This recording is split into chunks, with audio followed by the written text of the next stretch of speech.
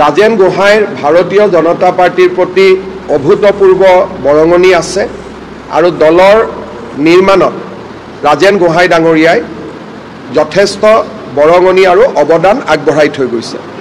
তদ্ৰুপভাৱে ৰাজেন গোহাঁই ডাঙৰীয়াৰ বৰঙণিক সন্মান জনাই ভাৰতীয় জনতা পাৰ্টিয়ে তেখেতক কেইবাবাৰো সংসদ সদস্য হোৱাৰ সুবিধা দিছে।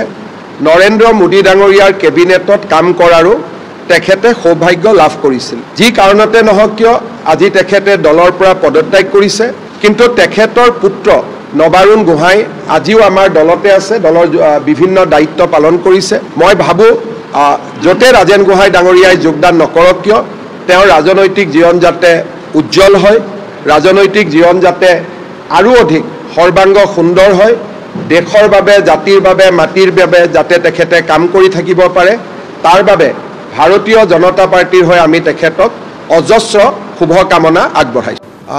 ভাৰতীয় জনতা পাৰ্টিয়ে BPFৰ লগত আমাৰ যি ৰাজনৈতিক আলাপ আলোচনা কৰিব লাগে তাক আমি কৰি আছোঁ।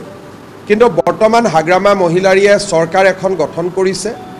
চৰকাৰখন শক্তিশালী কৰিবৰ বাবে তেখেতক 30টা দিন 40টা দিনৰ প্ৰয়োজন আছে।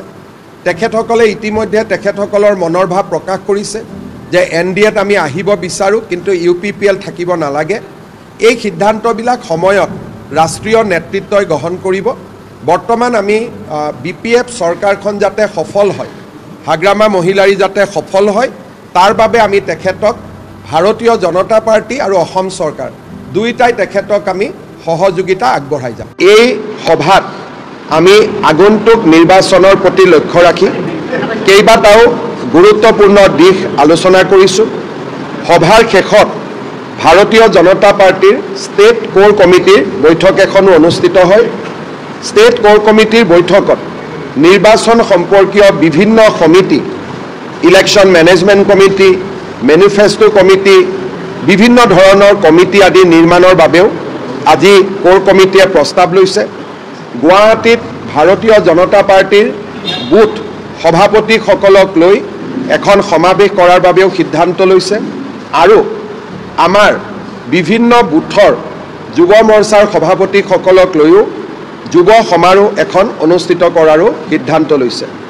সমান্তৰালভাৱে প্ৰধানমন্ত্ৰী নৰেন্দ্ৰ মোদী ডাঙৰীয়াৰ আগন্তুক কেইবাটাও অসম ভ্ৰমণ, গৃহমন্ত্ৰী অমিত শ্বাহ ডাঙৰীয়াৰ অসম ভ্ৰমণ, বিত্তমন্ত্ৰী নিৰ্মলা সীতাৰমণ ডাঙৰীয়ানীৰ অসম ভ্ৰমণ আৰু আমাৰ ৰাষ্ট্ৰীয় সভাপতি JP নাড্ডাৰ অসম ভ্ৰমণ সম্পৰ্কেও সভাত আলোচনা হৈছে। ইয়াৰ লগতে আমি BTC নিৰ্বাচন আৰু 6 জনগোষ্ঠীৰ জনজাতিকৰণ আদি বিষয়বিলাকৰ ওপৰতো আমি আলোচনা কৰিছোঁ। দল আৰু চৰকাৰৰ দৃষ্টিভংগী এই ক্ষেত্ৰত আমি ভাৱৰ বিনিময়ৰ জৰিয়তে একত্ৰিতভাৱে আগবাঢ়িবলৈ আমি সিদ্ধান্ত লৈছোঁ। সভাত সকলোৱে একেলগে জুবিন গাৰ্গৰ প্ৰতি শ্ৰদ্ধাঞ্জলিও নিবেদন কৰিছে আৰু জুবিন গাৰ্গৰ তদন্তৰ গতি ন্যায়ৰ পৰ্যায়লৈকে যাতে যাব পাৰে তাৰ বাবেও চৰকাৰক নিজৰ দায়িত্ব পালন কৰিবলৈ অনুৰোধ জনাইছে। বগীবিল দলংখনৰ বাবে আপোনালোকে জানে যে এই দলংখন সতী সাধনী নামত আমাৰ বিচৰা হৈছিলে, চুকাফাৰ নামতো বিচৰা হৈছিলে আৰু তেনেকুৱা পৰিপ্ৰেক্ষিততে বগীবিল নামটো বগীবিল হিচাপে ৰখা হৈছিলে। মই ভাবোঁ যে জুবিন গাৰ্গৰ নামত আমি এনেকুৱা অনুষ্ঠান দিব লাগে যি বিতৰ্কৰ সৃষ্টি নকৰে, কাৰণ জুবিন আমাৰ প্ৰাণৰ শিল্পী, জুবিন আমাৰ আপোন শিল্পী। গতিকে জুবিন গাৰ্গৰ নামত আমি দিব পৰা বহুত অনুষ্ঠান আছে, কিন্তু যিটো লৈ সাধনী বা চুকাফাৰ দৰে প্ৰবাদ প্ৰতিম মহিয়সী নাৰী আৰু পুৰুষৰ কথা আলোচনা হৈছিলে, তাত আমি যদি জুবিন গাৰ্গৰ নামত দলংখন দিওঁ স্বাভাৱিকতে ই বিতৰ্কৰ সৃষ্টি কৰিব। চাউলুং চুকাফাও বিতৰ্কৰ মাজত আহিব নালাগে, আমাৰ সাধনীৰ দৰে মহিয়সী নাৰী বিতৰ্কৰ মাজত আহিব নালাগে, বীৰাংগনা আছিলে, আৰু জুবিন গাৰ্গো বিতৰ্কৰ মাজত আহিব নালাগে, তাক আমি কামনা কৰোঁ।